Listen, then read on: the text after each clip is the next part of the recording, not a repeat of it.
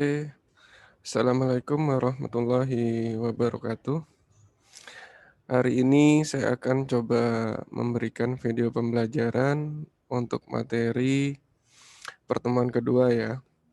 Pertemuan kedua pada kuliah Sistem Penunjang Keputusan. Ya, di sini tema kita pada hari ini tentang pembuatan keputusan. Jadi kalau saya lihat materi pada hari ini, kita belajar bagaimana sistem penunjang keputusan itu membantu membantu pengambil keputusan untuk menyelesaikan sebuah masalah ya. Jadi itu yang akan kita pelajari. Mulai dari tahapan-tahapan apa yang harus dikerjakan ya.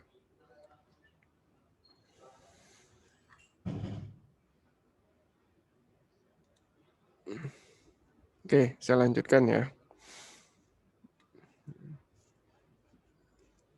Nah, ada beberapa pendapat menurut para ahli ya di sini. Menurut Simon dan Henry Mintzberg dikatakan, proses pembuatan keputusan diawali dari cara bagaimana menerima informasi dari decision support system dengan cara mengetahui peranan laporan dan pemodelan matematis dalam pemecahan masalah. Kemudian, mendefinisikan terminologinya dan kelemahannya, hingga terbentuk tampilan informasi yang bervariasi tergantung daya kemudahan penggunaan dan daya dukung keputusan.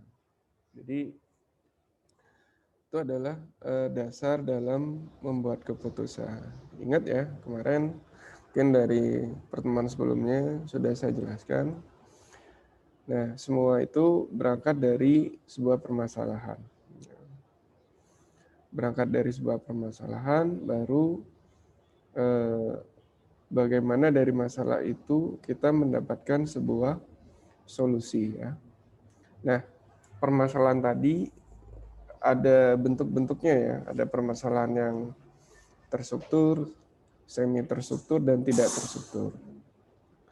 Sedangkan yang akan dikerjakan kita itu adalah permasalahan yang semi terstruktur ya. Jadi permasalahannya itu masih penyelesaiannya masih menggunakan komputer dan menggunakan manusia. Ya. Beda dengan yang kemarin yang saya jelaskan bentuk yang terstruktur atau terprogram. Jadi untuk yang terstruktur hanya menggunakan komputer saja ya. Manusia hanya melihat laporan atau hasil dari proses yang ada ya. Itu. Terus jika dihubungkan dengan ini, ya, proses pembuatan keputusan diawali dari cara bagaimana menerima informasi dari decision support system. Jadi decision support system itu menghasilkan informasi ya nantinya. Informasi yang membantu kita dalam mengambil sebuah keputusan. Tapi informasi tadi tentunya dari permasalahan yang bersifat semi terstruktur ya. Dengan cara mengetahui peranan laporan dan pemodelan matematis. Jadi di sini ada laporan dan ada pemodelan matematis. Misalnya pemodelan matematis untuk mendapatkan solusi kita harus membangun terlebih dahulu kriteria-kriteria yang akan digunakan dalam mendapatkan solusi atau alternatif. Ingat ya, tentunya solusi-solusi itu alternatif itu lebih dari satu, kriterianya juga lebih dari satu ya. Baru kita bisa membuat pemodelannya ya. Jadi kita harus menentukan dulu goalnya apa atau tujuannya apa, kriterianya apa saja, dan alternatif atau solusinya apa saja ya. Baru dari itu decision support system menghasilkan informasi, dari informasi tadi bisa diambil sebuah keputusan ya. Tentunya siapa yang mengambil keputusan? Ya pimpinan. Ya misalnya kalau dalam sebuah organisasi minimal sekelas manajer ya.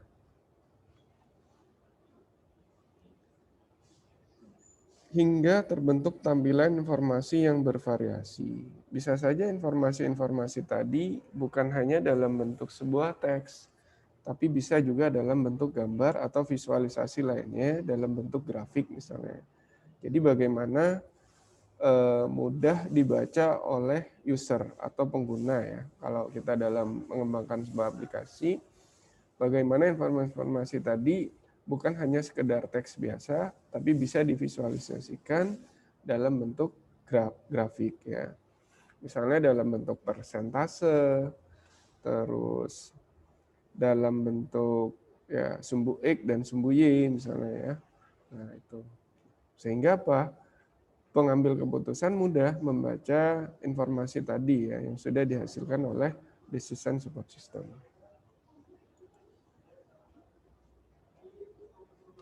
Nah, di sini juga disebutkan, ya, menurut Simon, keputusan berada dalam kondisi yang berkesinambungan antara keputusan yang terprogram dan keputusan yang tidak terprogram.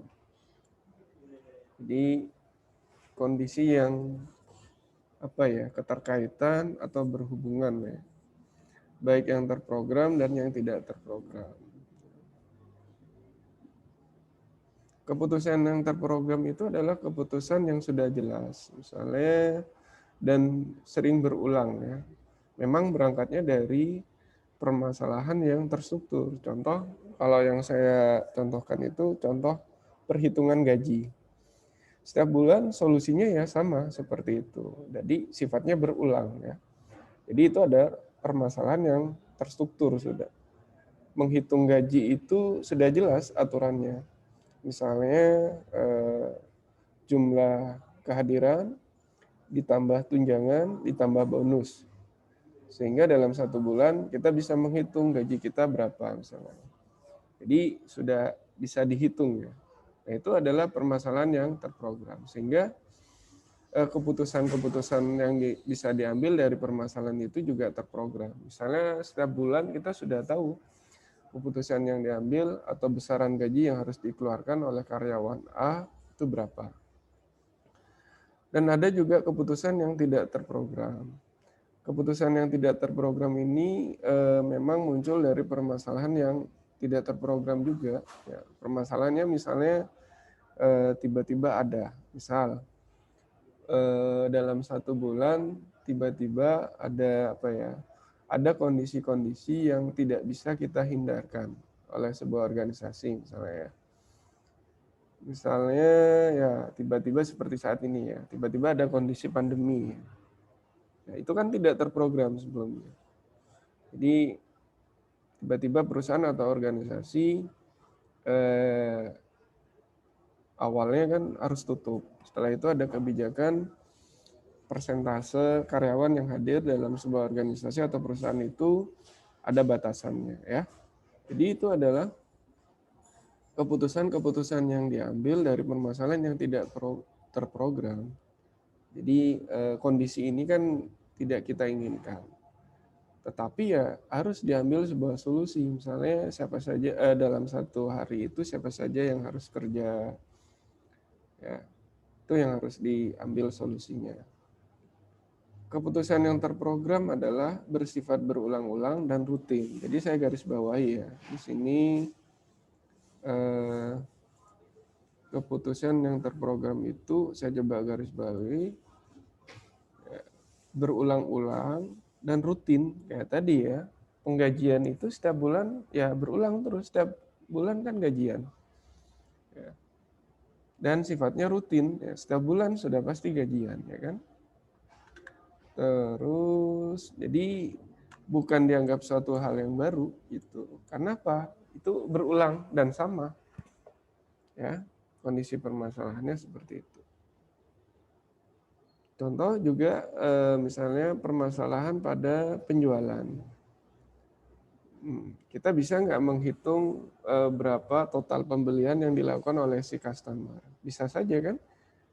Tinggal masukkan kode barangnya atau tinggal kita tahu barangnya apa, item yang dibeli ada berapa, sudah ketahuan totalnya berapa.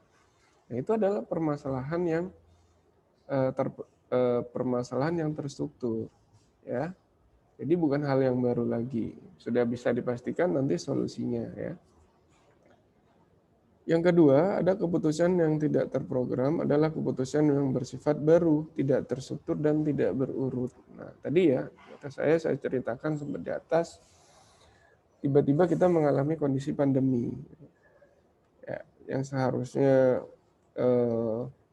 bisa memaksimalkan dalam satu hari ada berapa karyawan, tiba-tiba ada keputusan pemerintah, diambil kebijakan jika dalam satu hari itu maksimal berapa orang di satu kantor. Nah, itu keputusannya baru dan tidak terstruktur, tidak terpikirkan sebelumnya ya. Sudah tidak direncanakan dari sebelumnya. Tidak ada metode biasa yang siap untuk menangani masalah. Dengan alasan tidak ada metode yang muncul sebelumnya karena memiliki presisi yang bersifat kompleks. Jadi keterkaitannya nanti bersifat kompleks. Ketika ada kebijakan muncul, PSBB ya misalnya, dibatasi jumlah mobilisasi kita, berarti apa hubungannya nanti dengan jumlah karyawan yang harus kantor. Siapa yang dijadwalkan untuk kantor dari sekian orang.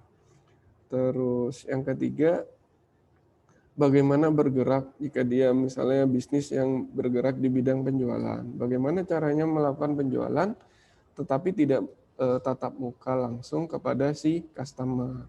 Gimana caranya? Nah, itu keputusan-keputusan yang harus diambil dari masalah-masalah yang tidak terencana sebelumnya ya. Jadi bersifat kompleks nanti. Karyawannya siapa, bagaimana cara penjualannya nanti, terus bagaimana cara menawarkan barang atau produk yang kita miliki kepada customer, yang awalnya misalnya door to door, atau datang langsung, atau ketemu. Tetapi dengan adanya kondisi pandemi, sehingga kita harus menggunakan media yang lain. Ya. Oke, itu adalah keputusan yang tidak terprogram dengan adanya sebuah kondisi yang tidak terencana sebelumnya.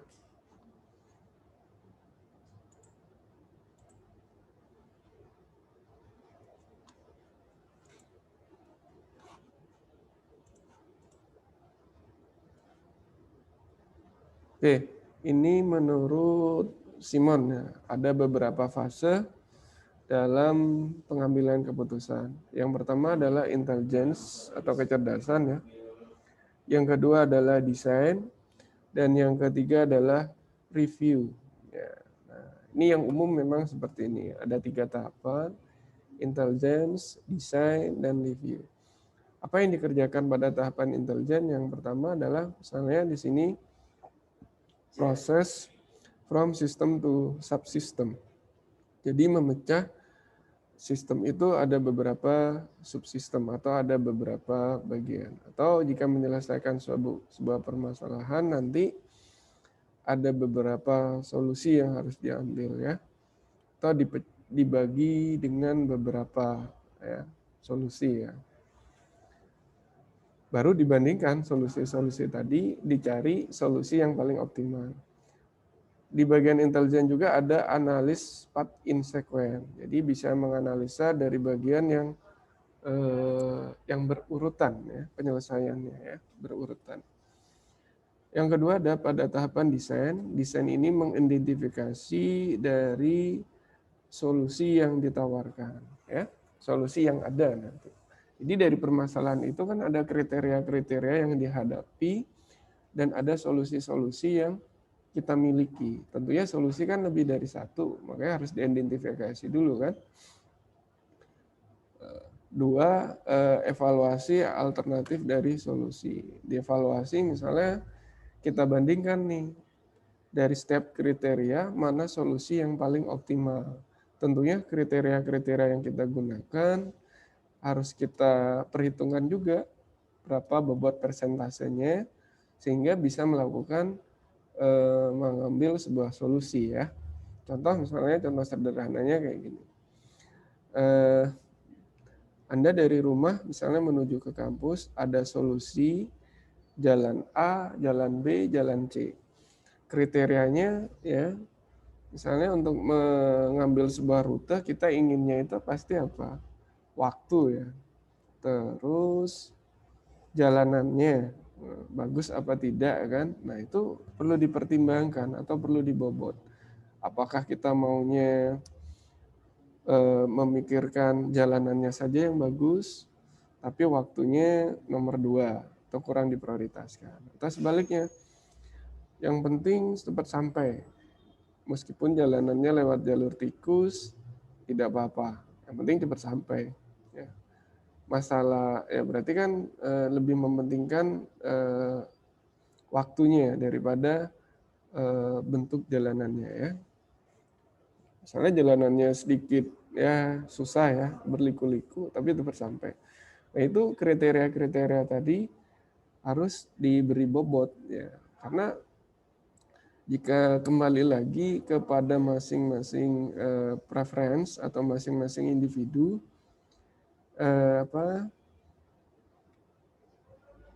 preferensi atau yang kita sukai itu bisa beda-beda ya.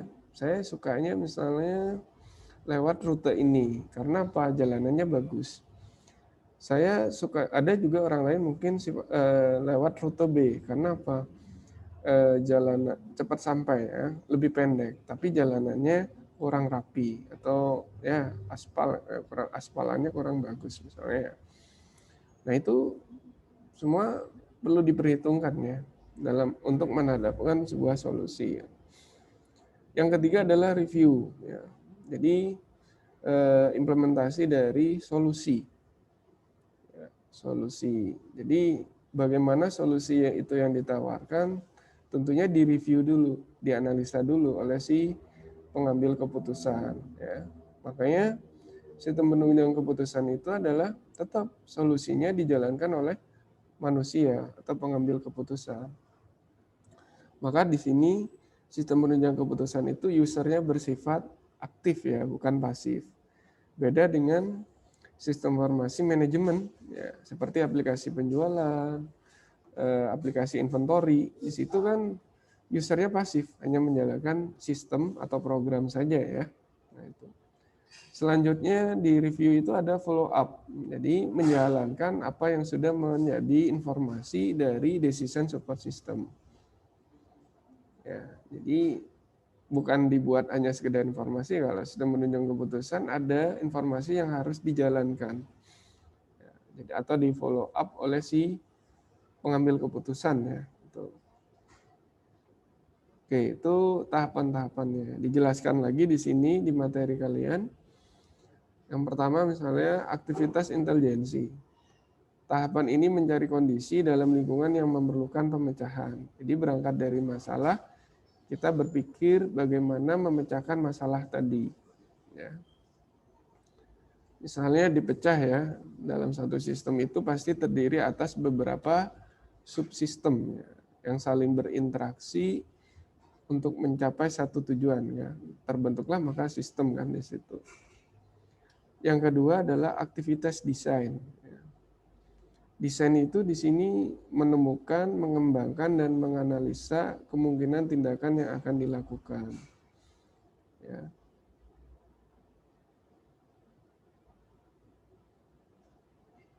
Pada tahapan desain ini ya memang tantangannya di sini ya.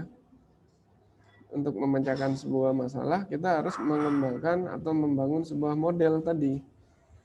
Jadi kita harus bikin struktur. Kalau di metode AHP itu ada yang namanya nanti struktur hierarki. Ada goal, ada kriteria, dan ada alternatif. Nah, itu harus dimodelkan di awal pada tahapan desainnya. Jadi kita harus tahu tujuannya apa. Kriterianya apa saja yang digunakan. Misalnya tujuan sederhana nih, ketika Anda ingin membeli smartphone yang terbaik. Tujuannya itu. Kriterianya apa? Ya, pertama adalah harga ya, menjadi kriteria. Kedua, apa? Performance dari si smartphone-nya. Yang ketiga adalah misalnya maintenance atau garansinya ya. Itu bisa dijadikan kriteria. Sehingga muncul solusi-solusi, misalnya ada smartphone A, smartphone B, smartphone C. Itu yang menjadi solusi atau alternatif nantinya. Ya. Jadi perlu dikembangkan dulu, perlu dibuat dulu desainnya ya. Misalnya kalau nanti kita belajar analytical hierarchy proses, ada desain atau pemodelan yang berbentuk hierarki atau yang kita kenal dengan struktur hierarki ya.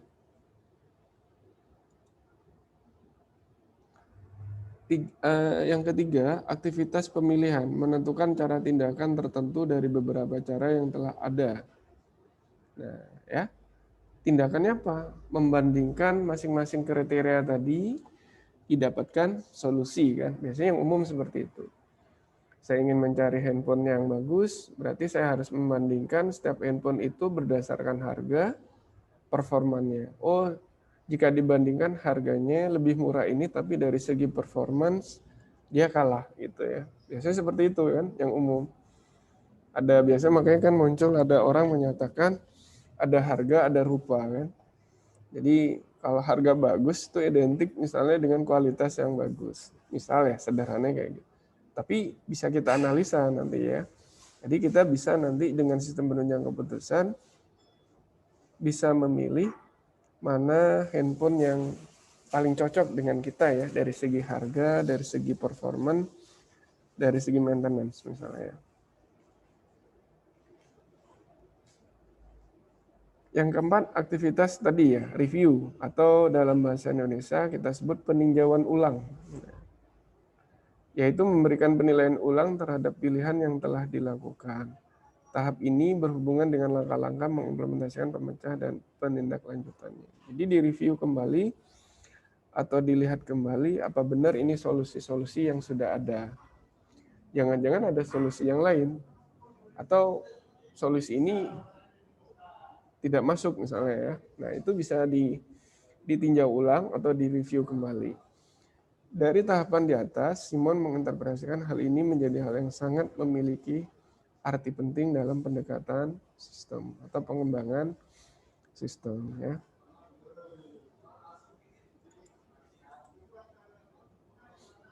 Terdapat 3 kategori peranan keputusan ya menurut Mintzberg ya di sini. Pertama interpersonal, dua adalah peran informasional. Yang interpersonal memiliki peranan sebagai figur pimpinan dan sebagai penghubung dari tugas seremonial atas pemeriksaan fasilitas dan wewenang. Interpersonal itu lebih kepada figur ya. Serta memberikan motivasi dalam peranannya sebagai penghubung pihak luar dengan tujuan untuk turut serta dalam permasalahan bisnis. Jadi seorang pimpinan pertama memiliki ini peran sebagai ya dia memiliki kemampuannya dalam artian bisa menghubungkan ya fasilitas dan wewenang yang melibatkan unit-unit untuk diperkerjakan. Jadi bagaimana dia menghubungkan ya tugas-tugas tadi ya. Dua, peran jadi lebih kepada ini ya, yang pertama itu lebih kepada figur seorang pimpinan ya. Figurnya seperti apa ya? Karena apa? Masing-masing orang itu terkadang memiliki figur yang berbeda-beda dalam, terutama misalnya dalam menyelesaikan satu masalah. Ada yang sifatnya mungkin sedikit diktator ya, dalam artian ini saya tentukan penyelesaiannya seperti ini. Yang lain tidak diberi kesempatan untuk memberikan masukan misalnya. Beda dengan juga ada misalnya ada figur yang bentuknya diselesaikan untuk bersama misalnya dengan mengundang stafnya, misalnya dilempar bagaimana nih ada ide yang seperti apa misalnya ya. Yang kedua adalah peran informasional. Informasi memiliki peranan yang penting dalam kerja manajemen. Sebagai pemonitor, manajer harus mencari informasi untuk penampilan unit. Pemikiran manajer harus ditujukan pada aktivitas dalam unit maupun lingkungannya. Sehingga merangkap peran sebagai penyebar dan pemimpin dalam lingkungan. Jadi seorang pimpinan itu juga memilih peran bagaimana dia berkomunikasi kepada staf-stafnya, bagaimana dia menyampaikan informasi kepada staf-stafnya. apa saja yang harus dikerjakan. Itu dalam bentuk informasi ya. Sehingga apa? Jika informasinya bisa disampaikan dengan baik, para karyawan bisa memahami ya. Mudah memahami dalam artian dia bisa menjalankan aktivitasnya juga dengan baik. Karena tidak semua orang itu memiliki penyampaian yang baik ya. Terkadang ada orang pandai, ada orang pintar, tapi penyampaiannya kurang. Sebaliknya, ada yang orang biasa-biasa saja, tapi dalam menyampaikan informasi dia bagus. Nah itu ya, beda-beda kan. Jadi peran seorang pimpinan juga menyebarkan informasi dan mengemukakan informasi. Dalam bentuk apa? Bagaimana dia menyampaikan informasi kepada stafnya agar dia bisa menjalankan pekerjaan atau aktivitas. Ya. 3, peranan decisional. Pada tahapan ini, peran manajer harus mampu memberikan gambaran informasi terhadap bukti untuk dapat memberikan keputusan mengenai situasi dan memungkinkan untuk membuat model tanpa abstraksi dari sistem informasi yang digunakan untuk membuat berbagai jenis keputusan.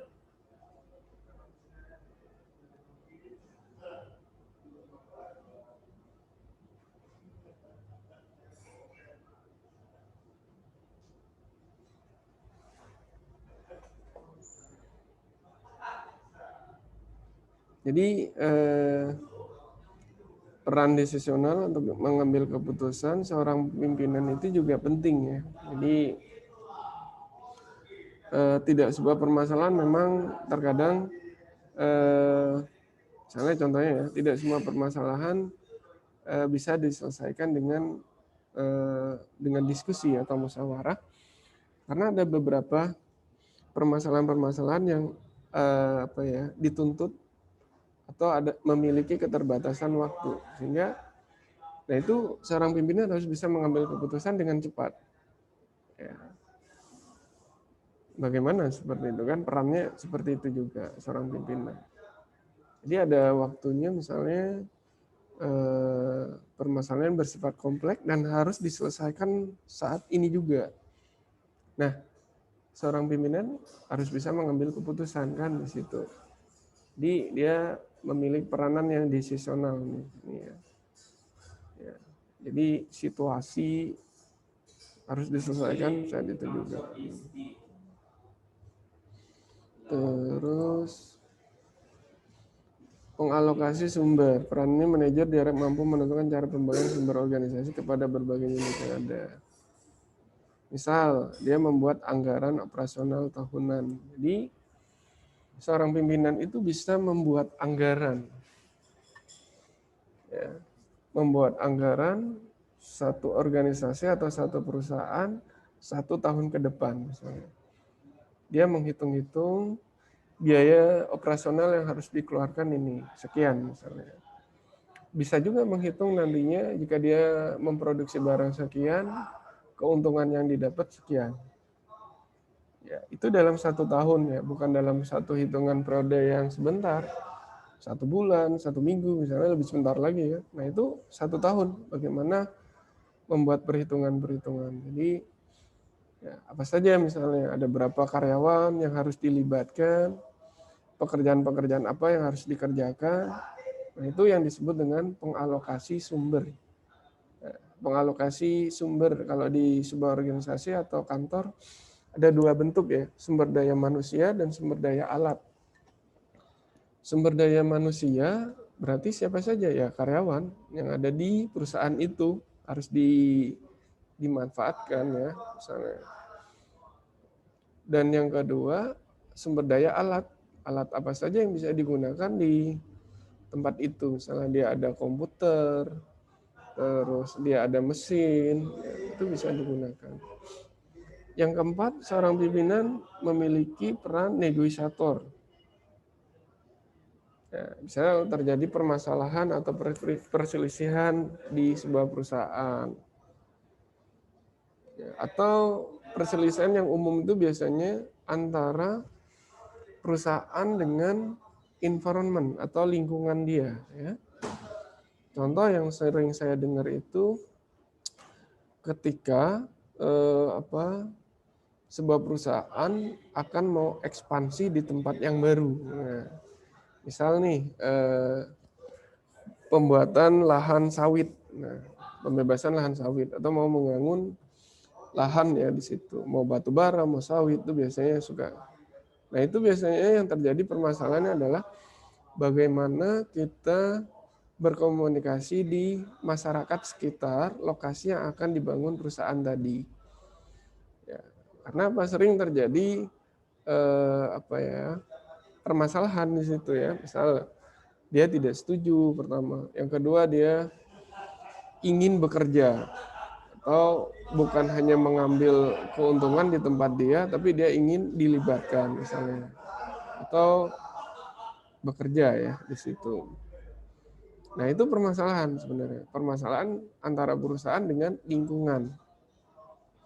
Umum itu kalau saya rasa ya, ketika ada perusahaan baru mau dibangun di situ, pasti permasalahan yang umum itu tadi ya, bagaimana pembebasan lahan, kedua bagaimana menghadapi masyarakat yang ada di sekitar sana.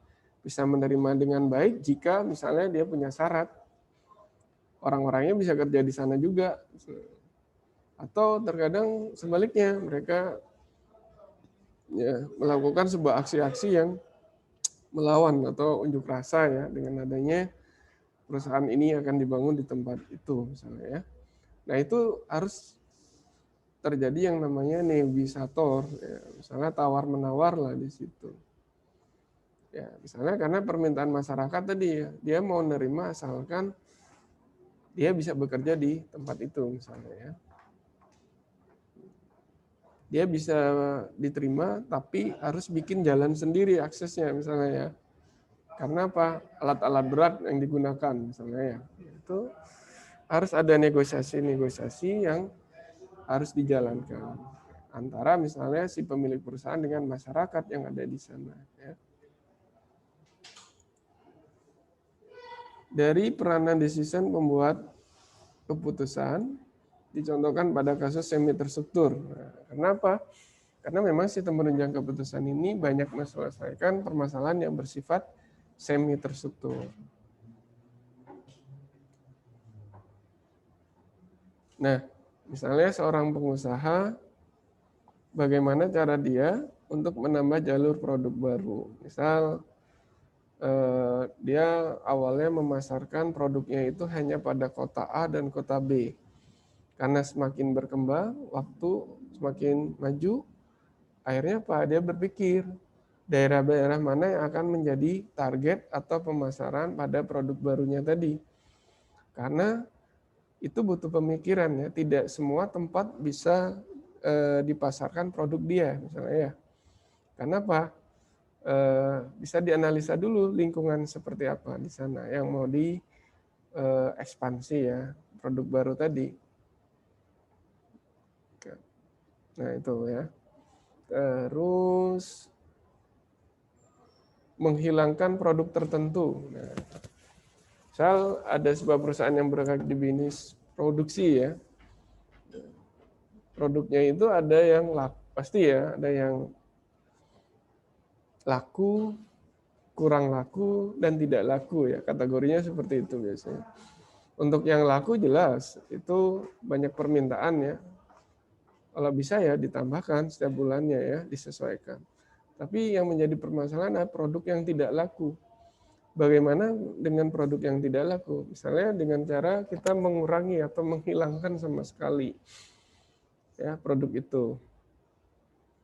Nah, tentunya itu dari beberapa pertimbangan ya, tidak bisa mengambil langsung keputusan seperti itu.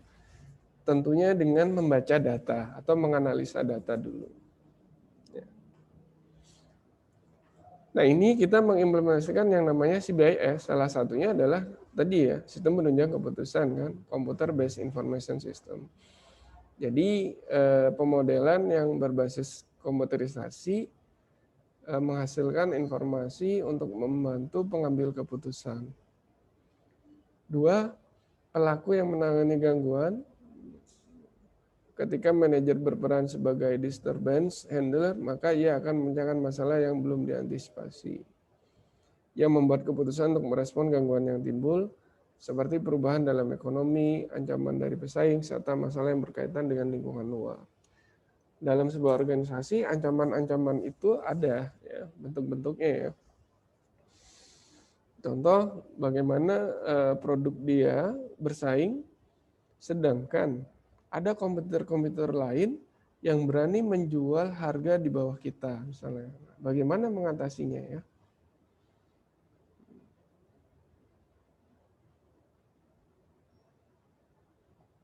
Misalnya dengan bentuk-bentuk layanan atau produk-produk loyalitas ya misalnya. Jadi harga bisa lebih mahal, tetapi di situ ada bentuk-bentuk komunikasi yang mengikat kepada si pelanggan. Misal kita dengan memberikan cashback. Ya itu salah satu solusi misalnya ya. Seorang manajer bisa menentukan seperti itu misalnya. Jadi dia merasa oh meskipun lebih mahal tapi ada cashback yang kita dapatkan di sini ya. Ada nilai plus lah di situ yang didapatkan. Atau dengan harga yang lebih mahal, bisa saja garansinya bisa dibuat lebih panjang. Ya harusnya 1 tahun menjadi 2 tahun. Ya. Ancaman dari pesaing misalnya ya, kompetitor. Dia bergerak di bidang yang sama dengan kita. Kalau kita misalnya jual sepatu, ada pasti kompetitor-kompetitor lain yang juga memproduksi sepatu yang sama kan. Nah, bagaimana kita mengantisipasi hal itu? Itu bisa juga disebut yang gangguan ya tadi. Selain tadi ya, masyarakat sekitar itu bisa juga timbul-timbul permasalahan juga. Itu yang bersifat yang berkaitan dengan environment atau dengan lingkungan luar. Bisa dengan kompetitor, atau dengan masyarakat, atau dengan pemerintah suatu saat bisa saja. Misal pemerintah mengeluarkan kebijakan-kebijakan yang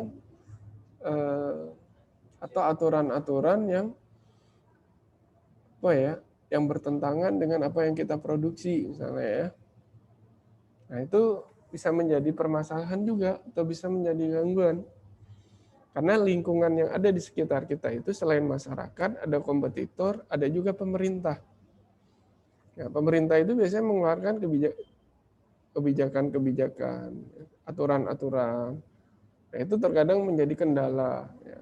Karena kalau aturan-aturannya itu kadang apa ya, menjadi kendala ya atau permasalahan ya.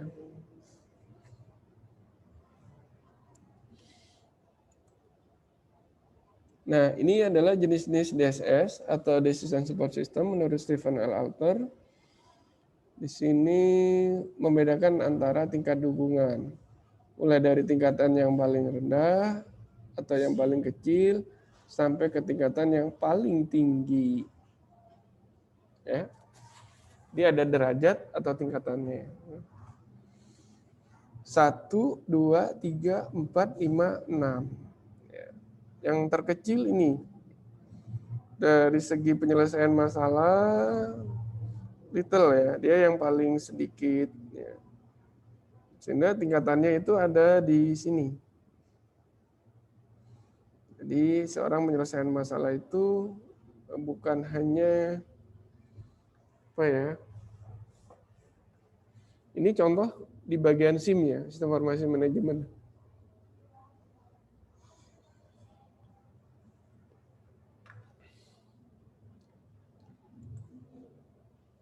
Jadi dia hanya menghasilkan informasi. Kedua, analisis entire files. Jadi dia menganalisa masukan-masukan dari data. Nah, ini lebih tinggi ya tingkatannya daripada sekedar hanya mengoleksi atau mengambil informasi. Yang ketiga ada prepare report from multiple file. Jadi dia ya mempersiapkan laporan ke dalam bentuk multiple. Oh ya, berarti bisa lebih dari satu ya, multi. Tingkatan yang keempat untuk sistem penunjang keputusan, estimasi decision consequence berupa perkiraan ya di sini. Yang kelima adalah proposed decision. Jadi dia mengusulkan atau sistem penunjang keputusan itu memberikan solusi ya. Ya. Itu tingkatan yang tinggi ya. Nah, terus dukungan untuk penunjukan keputusan, sistem penunjang keputusan itu bukan hanya menghasilkan sebuah informasi, tapi informasi tadi bisa digunakan untuk membuat sebuah keputusan, ya, make decision. Nah, itu tingkatan yang paling tinggi untuk DSS. Ya.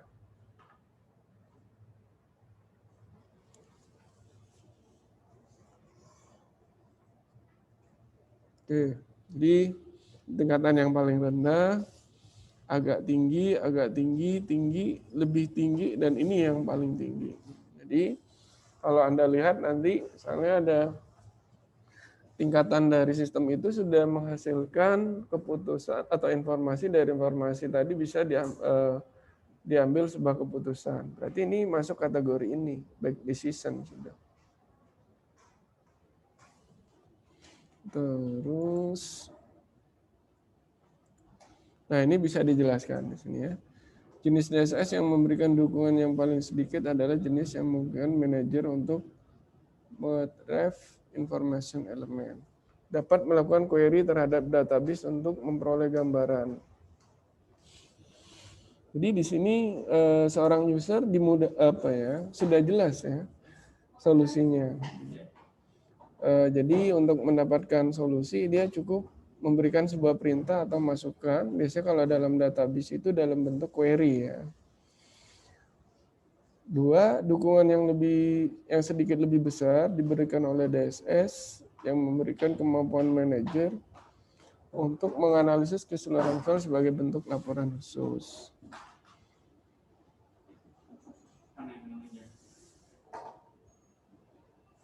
Sedangkan 3 jenis dari DSS terdiri atas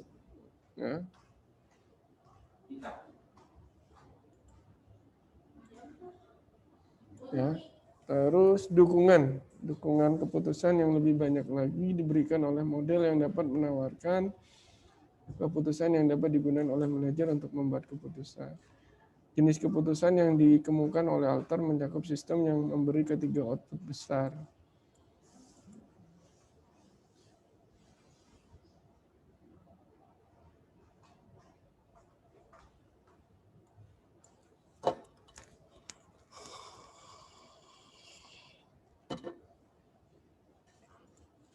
Oke, saya lanjutkan. Nah, pendekatan pengambilan keputusan. Pendekatan pengambilan keputusan dapat membuat keputusan dengan menggunakan satu atau beberapa pertimbangan. Jadi, keputusan itu diambil berdasarkan fakta, pengalaman. Fakta berarti apa ya? Benar ya, sudah terjadi gitu ya. Pengalaman berdasarkan pengalaman. Makanya ketika membangun sebuah kriteria dan alternatif tadi, kita harus melibatkan orang yang ahli di bidang itu atau kita sebut dengan pakar. Dia tahu faktanya, dia punya pengalaman ya. Jadi tidak bisa kita menentukan kriteria-kriteria tadi itu sendiri karena kita misalnya bukan di domain permasalahan itu. Bukan bidang kita ya. Cuma kita bisa memodelkan dengan cara apa? Mendapatkan kriteria-kriteria tadi bisa dari pakar. Pakar itu bisa manusia atau buku. Soalnya kan bisa saja si penulis itu sudah membeli buku ya. Menulisnya ke dalam buku. Sehingga ketika kita tidak ketemu dengan orangnya atau pakarnya bisa melalui bukunya ya. Dua, pengalaman. Pertimbangan pengalaman berdasarkan pengalaman ya. Berarti dia pertimbangannya berdasarkan pengalaman. Seorang itu mengambil keputusan yang baik itu berdasarkan fakta, berdasarkan pengalaman. Ya. Pendekatan lainnya yaitu rasional analitis, intuitif emosional, dan perilaku politis. rasionalitis, mempertimbangkan semua alternatif dengan segala akibat dari pilihan yang diambilnya. Menyusun segala akibat dan mempertimbangkan segala pilihan yang pasti dan memilih alternatif yang memberikan hasil maksimum atau optimal. Jadi dia mempertimbangkan semua alternatif. Dia mempelajari juga kriteria-kriteria yang ada ya, atau sebab akibatnya. 2. Intuitif emosional. Model ini lebih menyukai kebiasaan ya, dan pengalaman. Perasaan yang mendalam, pemikiran yang relatif, dan naluri dengan menggunakan proses alam bawah sadar. Biasanya ada apa ya, kebiasaan-kebiasaan yang ikut berpengaruh. Ya. Yang ketiga adalah perilaku politis.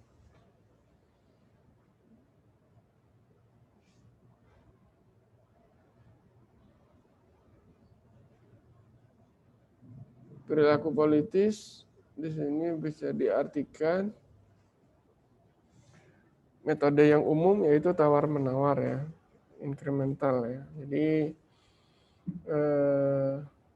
biasanya kayak tadi ya, perusahaan itu bisa berdiri di situ asal sebagai persentase jumlah karyawannya itu orang sana gitu ya, yang ada dekat lokasi si pabrik tadi atau perusahaan tadi, bisa dikembangkan.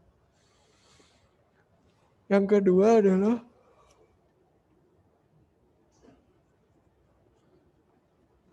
mix scanning, terus ketiga adalah agregatif, terus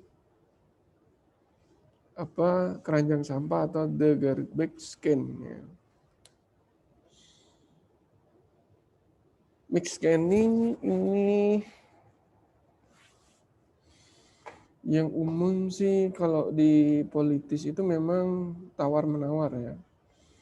Jadi ada proses tawar-menawar lah di situ yang terjadi. Ya, atau posisi bergening tadi ya. Misalnya perusahaan itu diizinkan beroperasi asalkan dia harus membangun jalan dulu. Kedua, dia harus merekrut orang-orang sana. Nah itu ya, terjadi tawar-menawar. Mau nggak? Misalnya si A dengan si B. Si A mau ya menawarkan seperti itu. Si B menawarkan kepada A. A bisa nggak ngambil keputusan? Jika iya berarti kegiatannya berjalan. Jika tidak ya berarti kegiatannya nggak berjalan. Agregatif misalnya apa ya, dari hasil analisa dia menggabungkan ya, kalau itu berupa menggabungkan ya,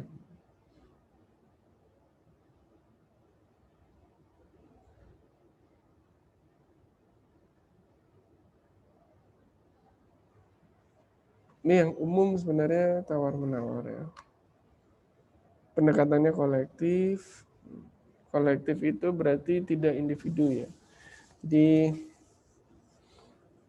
lebih dari satu orang ya. Yang umum sih tawar-menawar tadi ya.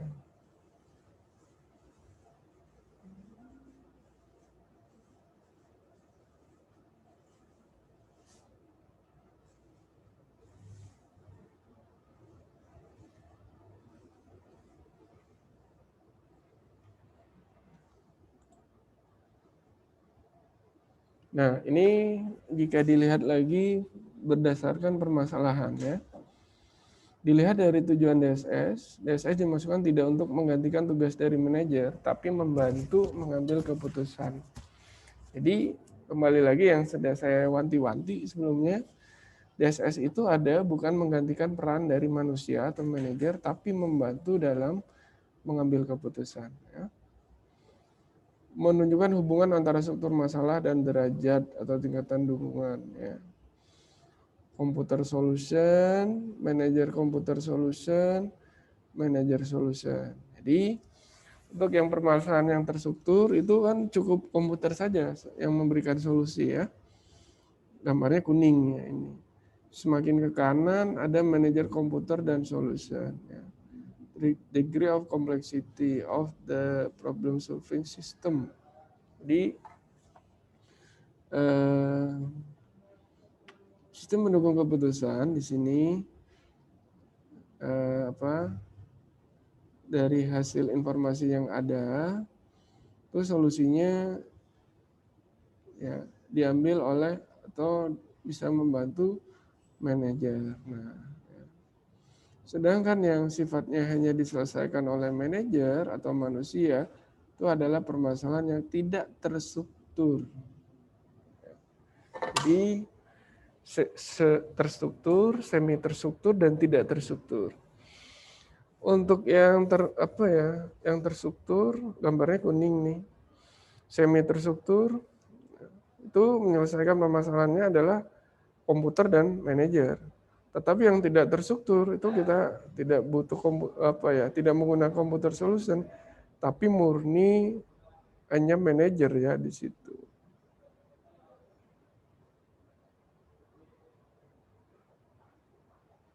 Ya, jadi ada komputer solution, manajer untuk yang semi terstruktur itu yang menyelesaikan adalah manajer dan komputer, sedangkan yang permasalahan tidak terstruktur yang menyelesaikan cukup manajer saja ya. Karena tidak bisa diformulasikan. Jadi ini ya, tuh.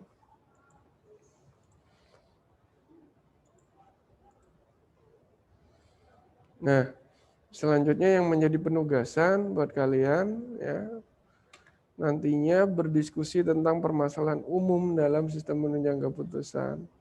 Buatkan laporannya dan dikumpulkan pada pertemuan ketiga. Atau begini aja,